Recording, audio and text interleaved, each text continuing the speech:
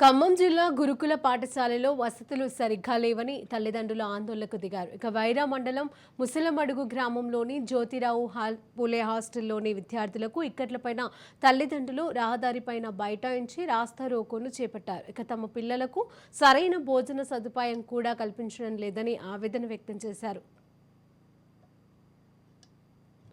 స్కూల్లో సీట్ వచ్చింది. అయితే వైరాకాన్ని తీసుకొచ్చి మేము వైరాలోకి వెళ్ళి అక్కడ అడిగితే మీ పాప ఇక్కడ కాదు ముసలమడుగు కింద వచ్చింది రెబ్బారంలో ఉన్నారు అన్నారు. సరే అని ఇక్కడ జాయిన్ చేయడం జరిగింది. జాయిన్ చేసి 1 month ఎబో అవుతుంది. ఇక్కడికి వచ్చి చూసిన తర్వాత ఇక్కడ వచ్చేసి 2 స్కూళ్ళ వాళ్ళు ఉంటున్నారు. 2 స్కూళ్ళ వాళ్ళకి ఒకటే స్కూల్లో పెట్టి ఇచ్చారు. మాకు వచ్చిందే వైరాలో సీటు తీసుకొచ్చి ఇక్కడ ఉంటే ఇక్కడ వచ్చేసి 700 మంది ఉన్నారు పిల్లలు. బాత్రూమ్ సౌకర్యం లేదు. 750 మంది ఉన్నారు. బాత్రూమ్స్ సరిగా లేవు. వాటర్ ప్రాబ్లమ్స్ ఉన్నాయి. అలాగే ఫుడ్ ప్రాబ్లం కూడా ఉన్నాయి.